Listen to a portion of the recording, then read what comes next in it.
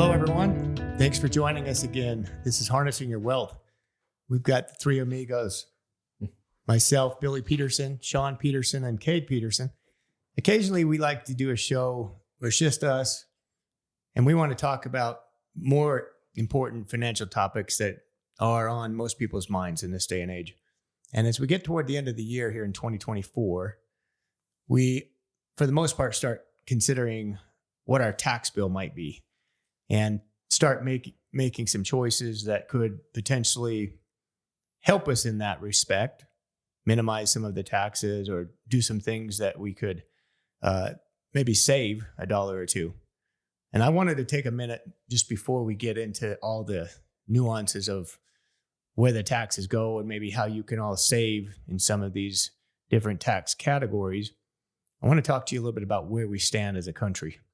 Now, some of these things are just going to blow your mind. I mean, they shock me, and I'm in this business.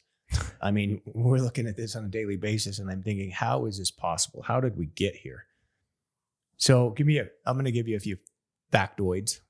This will be good for trivia questions or maybe just to impress your colleagues at work. Current year, fiscal year 2024, our government has spent $1.9 trillion more than it collected. That's called a deficit. Pretty large deficit, I would say. This was an increase of $373 billion from the same period in 2022, which is also a 27% increase in the CBO, so the Congressional Budget Office's February projection. So this year, this February 2024, CBO projected a certain amount, and we came in 27% higher than that. Now, several reasons they cite for this, including outlays, the outlays that were much larger than expected in many cases, including emergency supplemental appropriations for aid to Ukraine, Israel, and countries in the Indo-Pacific region. CBO projects that the cumulative deficit over the period of years 2025 to 2034 will be larger than $2.1 trillion than the current projections. So we're on course to continue a disastrous financial situation for our country. And if you consider where we stand as a percentage of GDP, because most economists will say, well, yeah, but we're making a lot of money, right? I mean, gross domestic product, we have the strongest country in the world. We're bringing in a lot of revenue. Well, I just got through telling you, we're bringing in a lot of revenue. Our revenue for 2024 is expected to be over close to $4.5 trillion. Now, payroll taxes consist of 1.6 trillion of that. Individual income taxes consist of 2.2 trillion of that. So individual income taxes almost half, are about half of the total revenue. And then, of course, you have some other outliers like corporate income taxes bringing in 420 billion. Estate and gift taxes only bring in 34 billion. Seems like, a minor issue. We'll get to that, but that's because it's so high. The exemption's so high right now and with that's the going to estate tax, and that's going to revert. We'll talk about that in a minute. So what you're telling me is we spend more than we make? A lot more. So when we do that, how do we get the money? We print it. I mean, we basically borrow. So every year it's interesting. And most people, average people like us or anyone listening out there at home or in your car, or wherever you're at, you kind of brush it off because it's become normalized. But when you hear Congress talking about raising the debt limit, and it just seems so asinine to me that we can't ever get within a balanced framework. It's saying, we're going to figure out how to do it with this. This is the money we have to spend. We're going to make it work. But what they do is argue about, we're going to raise it because we want more money. Mm-hmm. And we want to keep adding more to the deficit that we already have, or not deficit, but the debt. The debt in our country is $35 trillion. The projection is, real quick stat on that. I think this is pretty interesting. I'm going through all these little notes on my lap here, but net interest cost projected over the next 10 years on our debt, trillion. That's the net interest cost on the debt over the next 10 years. So, well, that's what you said. Like we print the money, but we also borrow the money, right? We're borrowing issuing bonds from the future, Yeah. issuing bonds. The government owns a huge portion of them, so we're borrowing from themselves. But if you think about what we have to spend to borrow that money to pay back, we're paying back with future dollars. So that, you've got to deal with inflation. The net interest cost is supposed to be $3.5 trillion this year. From 2014 to 2023, that was the last 10 years was $3.5 trillion. Next 10 years is going to be $12.5 trillion. So we're spending over twice as much on our interest as we are on educating our kids. That's good. Things like that. So just imagine, what's happening, why this is happening. So I kind of wanted to give you a background, a little framework. To some people, this is very concerning, very alarming. To members of Congress, they don't want to touch it because why? Because the people that are promised all these handouts don't want to be told that they're going to be taking them away. And people don't want to be told that they're going to have to pay more taxes to cover this problem. Yeah, you don't want to be the guy that comes to the party and ruins the party. Because basically they're saying, look, we have to stop wasteful spending. And then they're saying, well, this is wasteful, that's wasteful. And then people don't like that. So they get fired. They don't get reelected. Or they come to us and say, hey, we're going to tax you more. Us as like the country, the citizens. We're going to tax you more to pay for all this. No one likes that. So it's how about this for an option? Now, of course, we're just throwing out speculatory ideas. What about the idea of term limits for Congress? Yeah. Now, why would that work? Because they're not worried about getting reelected. Yeah. They're worried about doing the right thing. Then they've got a certain amount of time to do it. And if you don't do it, if you don't balance the budget, you are not eligible for reelection. So the entire body of Congress would be ineligible for be reelected. Yeah. So I think balancing the budget, but they don't want to set themselves in these within this framework of rules. They want to set their own rules so they can have more power and continue to do what they're doing. That's the problem right now with the country. So how do we tackle the problem of the current U.S. debt? Let me talk to you about us, because I know everyone's saying, well, I don't want to be the one to have to bail out the government. I mean, the government's done what it's done. No one wants the idea of paying more taxes to get it done. No one wants to be cut in some of their benefits, but we're going to have to do potentially both. And we can't keep spending money like it's free and clear, and there's always going to be more money to spend. That's not a smart way to handle our country. We need to have leadership that understands economics, how to run a business. First of all, I think that should be a prerequisite to running for office and to be one of your legislators. They should have to understand how it is to make a payroll or to meet obligations and to make a business work. So we're not here today to talk about what we're going to do to get the government out of this. We're going to talk about how we're going to save ourselves taxes, because that's what everyone cares about. So if you're a normal person, you don't like paying income taxes. You're either going to pay it when you file your tax return, or some of us are paying on a quarterly basis. You're paying in. It's a progressive tax. We know that. So the more you make, the higher your percentage of tax. And we already talked about this. That's the largest percentage of the government's income. How can we knock that down? Obviously, in our business, we talk to clients all the time about funding IRAs, contributing to your 401ks, et cetera. Now, here's a couple cool little tips for you business owners out there. And if you're thinking about starting a business, this might be an incentive to get you over the hump. You can start any kind of business. I don't care what it is. Start a lawn mowing business, start a Christmas light hanging business, whatever it is, but then make money on that and then hire your kids. Put your kids on your payroll. Current law says there's a standard deduction, a personal deduction right now for every filer of $13,850. So if you hired your kids, let's say you had 2 kids, hire them under your business, you can pay each of those kids $13,850, and there's 0 tax if they use the standard deduction. All of it's tax-free. And the business owner, yourself, got a tax deduction out of that. So that's a beautiful thing. Now, what if you ratchet that up a little bit more and maybe pay them an amount that would allow them to contribute the max into an IRA?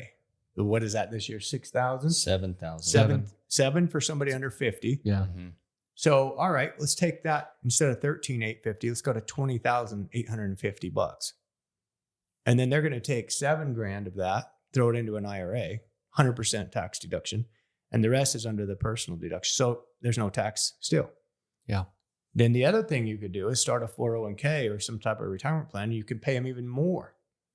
So what we're getting at is there's great ways and great strategies to keep that in the family, receive a tax deduction for your business or yourself, allow your kids to receive money, so get it out of your own estate, so to speak, if you're dealing with that, and then allow them to grow it in the future. If they're okay paying the tax, don't do the regular IRA. Have them pay the tax on that $7,000 and put it into a Roth IRA. Avoid income tax down the road in a big way. That's a huge account. We'd recommend as probably the best account for someone at a young age, relatively young age. I say anyone under 40 should absolutely be investing in a Roth IRA. Yeah. That's the question just because I got it yesterday to you guys, let you answer it. But people are scared now to put money into a traditional IRA because they think that the income tax when they retire is going to be higher than it is now. So what would you tell to someone that thinks that? Speculative. Yeah. No one knows what the taxes are going to be. You got to make your decisions based on the facts that we have today. Right. Because, if you're 30 years old and you're going to use the IRA when you're 60, 65, when you retire, yeah, it's an unknown, but don't let that tax tail wag the dog. And that's an unknown tax tail, I would say. Mm-hmm. So obviously there's a theory, and why they believe that is because of our deficit. It's how we're going to get out of this thing. Yeah. But there's all kinds of proposals out there. I really think we need to just cut back some of the spending that this country believes it has to spend money on. I always like to pass it like this. Here's the smell test for you. With these things that the government's proposing to do, if you were presented with a list of these things and you had to write out a check for each of those things yourself, obviously on a prorated basis, but would you write that check on all the things the government does? No. Okay. No. Thank you. That should tell you a lot about. But we are writing that check, whether we're just forced it's just to going do from it. our pocket to theirs. They're the middleman. Yeah. But they're doing what they want to do with it. Yeah. And that's the crazy thing is we should, as citizens, have a lot more say in what's going on. The founding fathers of our country never, ever imagined our government being this big. We are so bloated and have so much spending that you can't even recognize what's going on. They pass these bills that are 900 pages or more, full of all kinds of garbage that no one even wants to read or even knows what's in there. Yeah. And we waste more money on a daily basis than people even comprehend. So the only thing you can do is go back to your elected officials and try to hold them accountable. That's it. That's all you can do. And when we sat down to make the notes for this podcast, I'm looking at it, 8 different taxes that we're talking about. Go through them. So you're just tax coming and going. And I think that's what people don't realize is how much. So you just talked about income tax. Obviously, that's the big one with people that earn money. Well, think about your home. If you are debt free on your home, do you really own that home?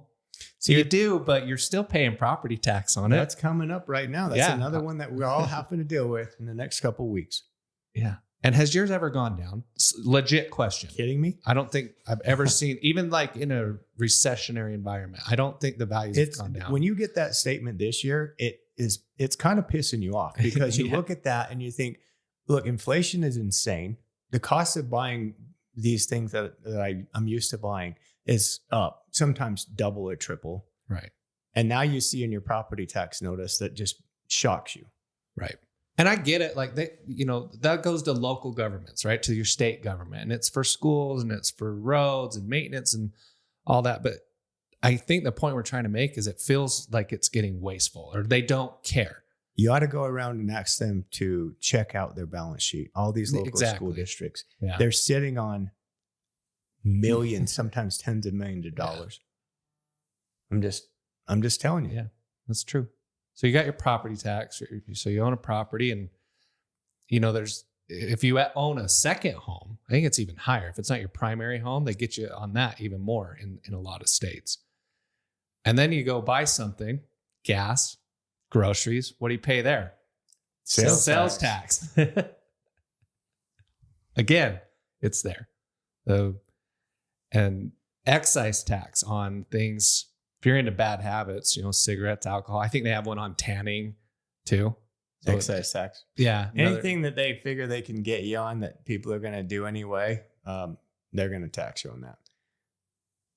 I mean, it's just, it's to a point where you're going to get hit no matter where you're at. And then when you die, they throw you in the ground. If you have an estate that's worth over a certain threshold, they're going to take a big chunk of that. Yeah. And that's a big one now. I mean a big number, the estate tax exemption, 13.6 million per person. So that's high. So not a lot of people.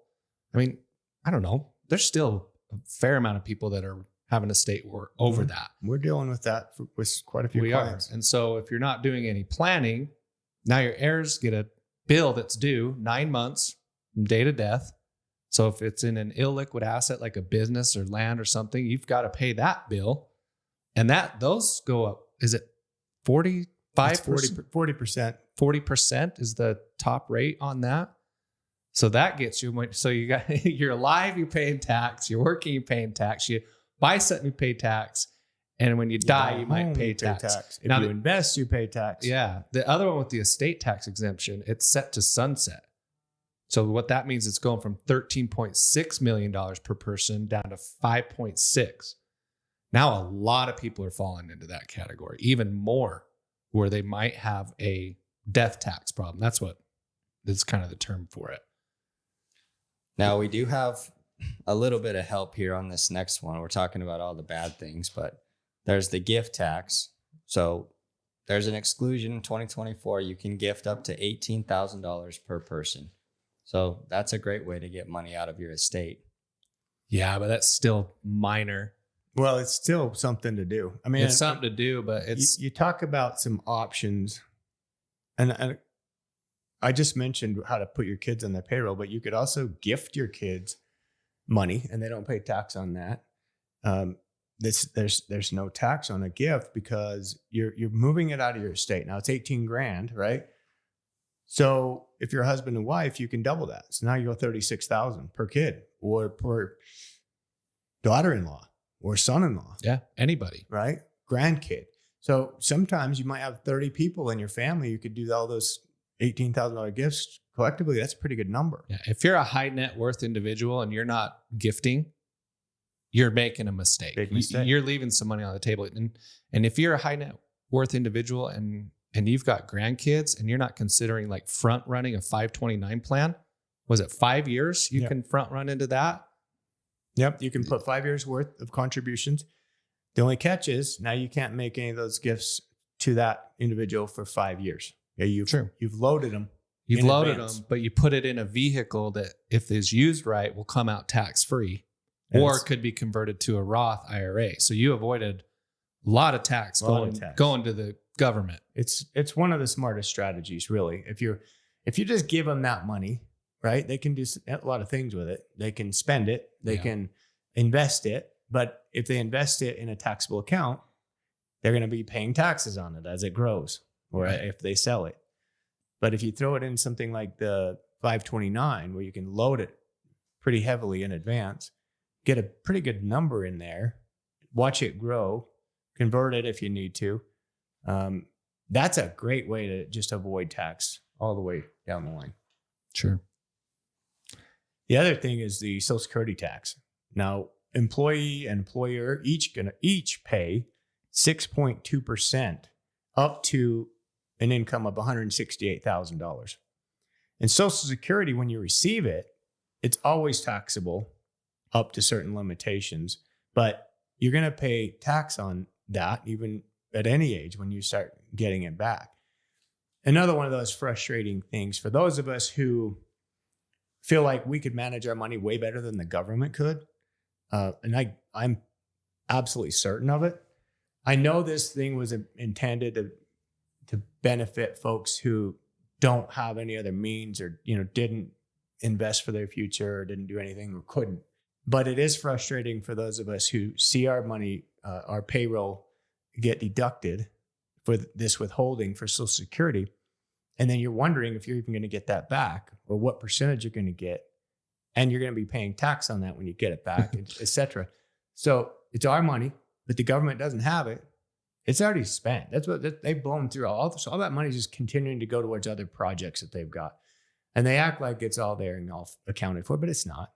They blend it, they pile it all together, and then they use it for whatever they have.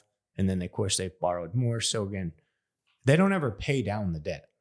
No. Which is what they should be doing in good times. Like we're having good time. Pay down the debt, get it down, do something positive with it. And so that's another one that we have to consider is another tax. Another tax. Taxed on. Medicare tax. You'll see these line items on your pay stub. FICA taxes. So everyone pays 1.45% on their wages, no limit.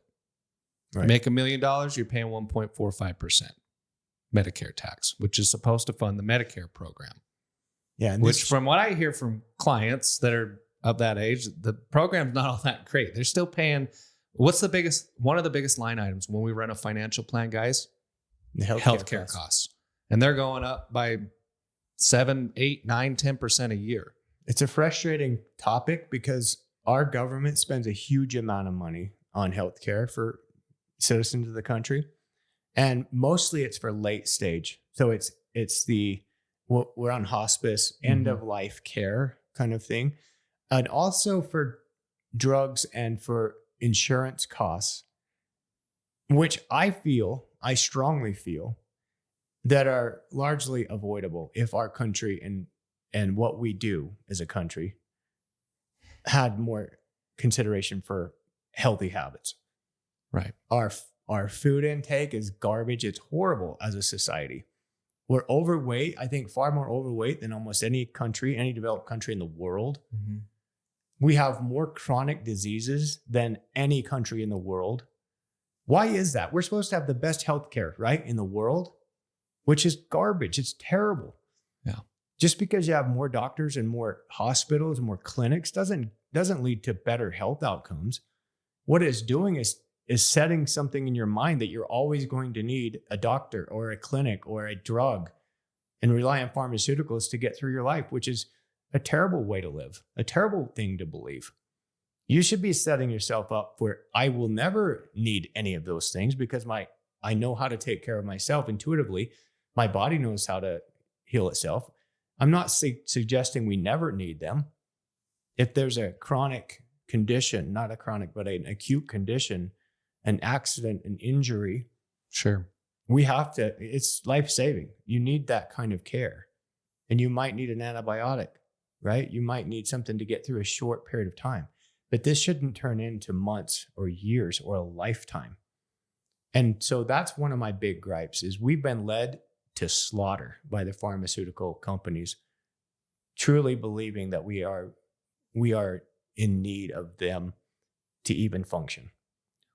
And it's costing all of us, okay? It's costing all of us a ton of money just to get by. So that's another reason why we're in this predicament with our deficit and our debt level. The next tax that we're talking about here is capital gains tax, which we're all very, very familiar with. You put money away, you're trying to invest it, and they're going to tax you as you go. So if you have any realized gains, every single year you're going to get a 1099. What's the threshold, Shaun? Up to $49,000? Well, married filing jointly, you can get up, it's $94,000. So you could book $94,000 in capital gains. Now we're talking long-term capital gains. That means you need to have held the investment for a year and a day. right? Or is it a year? It's a year, and it's just 1 year. 1 year. Okay. You hold the investment for 1 year and you can sell it and you can make up to $94,000 and pay zero on capital gains. 94,000 all the way up to 583,000 is a 15%. Now that's not just your booked gains. That's your income, correct? Right. Mhm. Yeah. So income would fall into this. Capital gains income would fall into this. So your total Interest income, interest rental income, total Yeah. income. Mhm. So 94 to 583 is 15%. And then above the 583 is 20%. Okay. On capital gains. So, and that applies to not just what we do with, stocks, bonds, mutual funds, all that. If you own a property or you sell a business or something like that. Now, homes are a little bit different. You get some exclusion there. Up to a $500,000 exclusion on capital gains if you've owned it for a certain period of time jointly with a spouse or someone. But again, it's just another tax out there that's floating around. We try to do what we can with that to minimize it for our clients. So we look at accounts and say, hey, is there anything that we could sell before the end of the year and book a loss to offset any potential gains? So that's called tax loss harvesting. So we're trying to be active with that. Some years there are, some years there aren't. Like this is a good example. The market's been up quite a bit. There's not a lot of losses to harvest right now. Yeah. We're careful. Sometimes people get upset when they see their 1099 from us. Understand that we are considered that. We don't just haphazardly sell things without a thought behind them, behind that sale. But occasionally it makes sense, in our opinion, to book some gains. I mean, just this week, we trimmed like 15 or 16 holdings. Not a lot, but we took a little tiny position from those securities. And what do? We just moved that into a money market fund. Sure. And why do we do that? I mean, we are looking at all the events in the world. We see the tension building in Middle East, and we wanted to maybe have a little bit of reserve, kind of get a little bit more defensive. This is not a huge move for us. So it's a small position just on the sidelines till we watch what's going on with and see if this conflict gets resolved. Well, we consider the strike that's going on.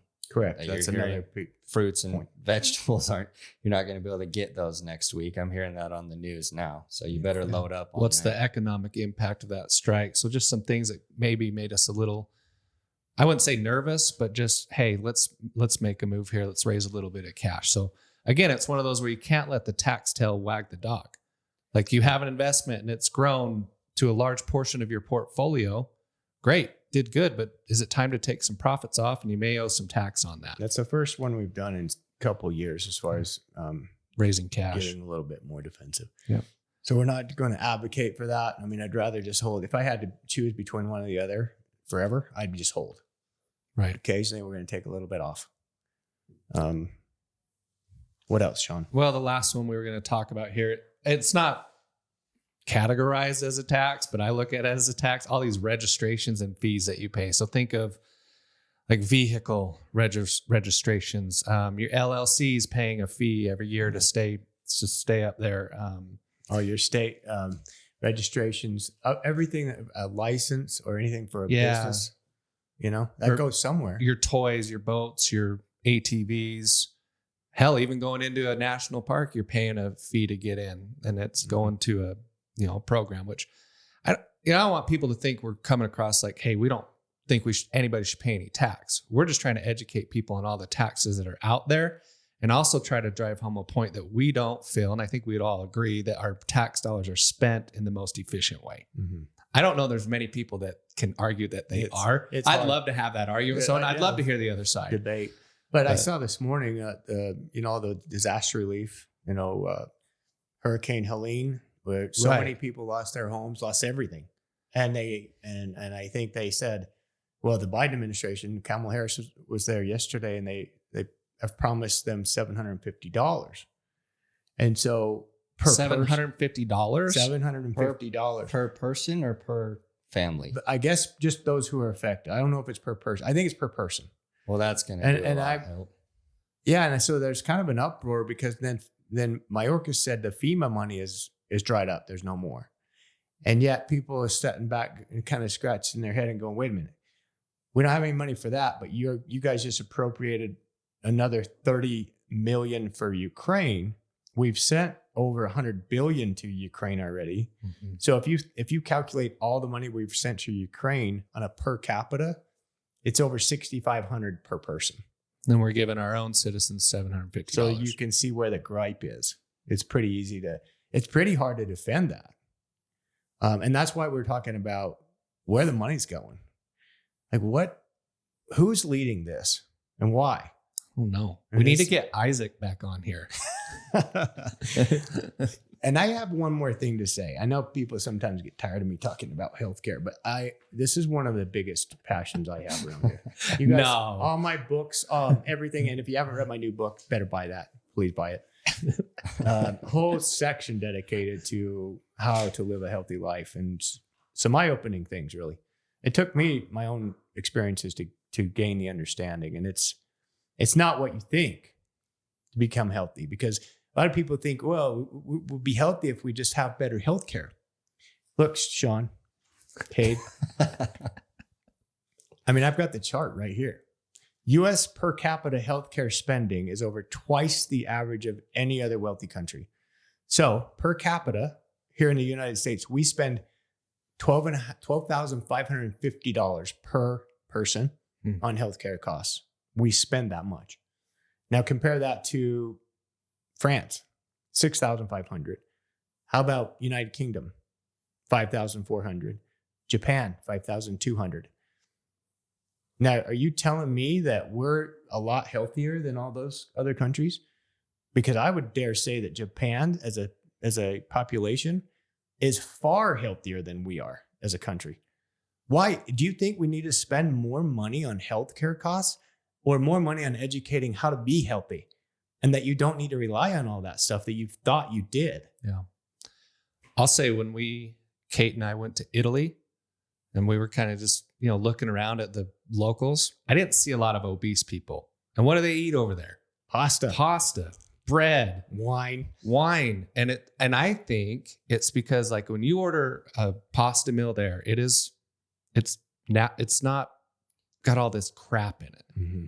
Processed. Like I never felt bloated. I never felt gross. Healthy. I felt fine. Yeah. Same with but grease. you go here and you order pasta and it's different, right? It's loaded with food companies have found a way to add certain stuff, chemicals, and things that make it more desirable for the taste, and people keep coming back. So we keep loading ourselves with crappy foods.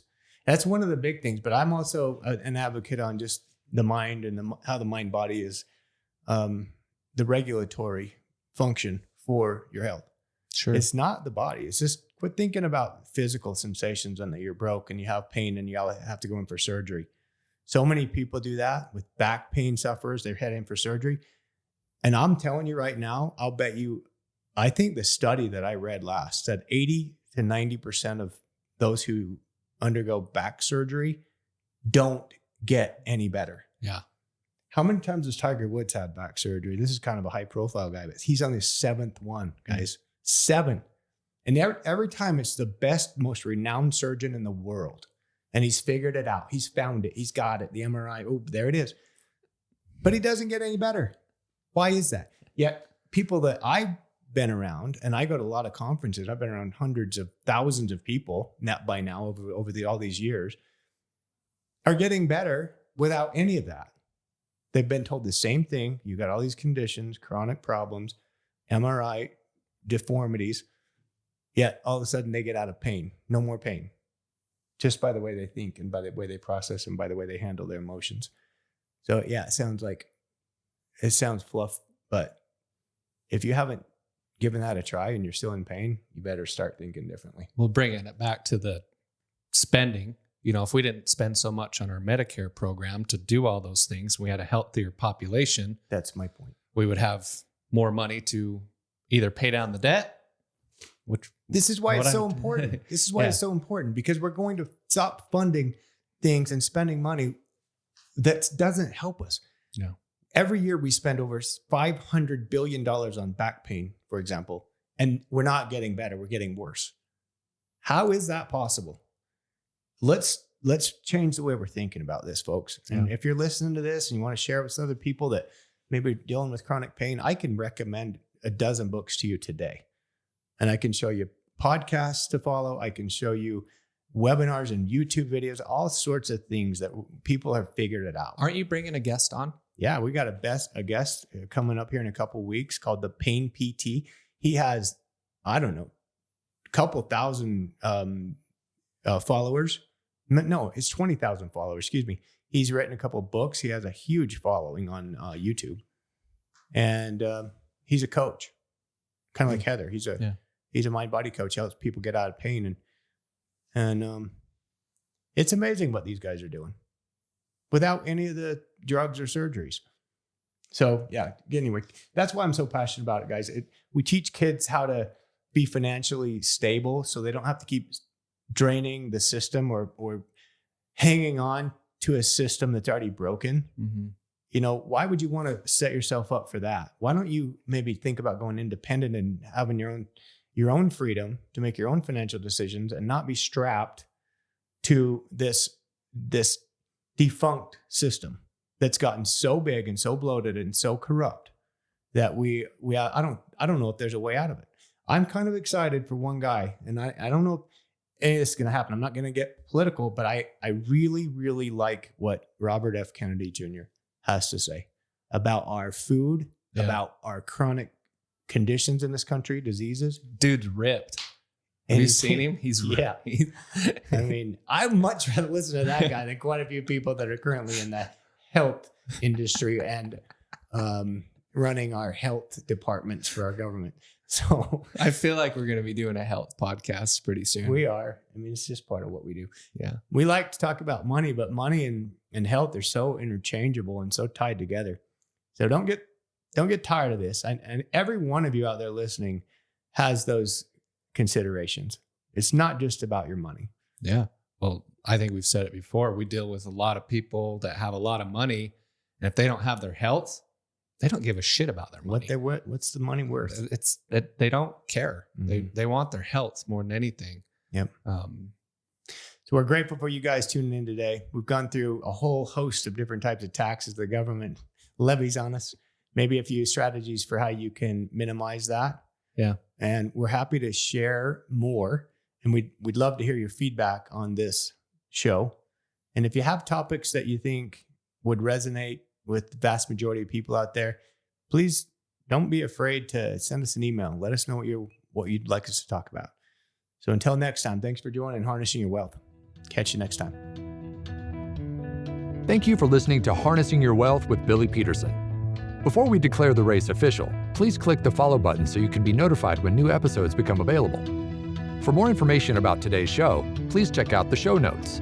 Visit our website at www.petersonws.com or give us a call at 801-475-4002. Once again, thank you for listening.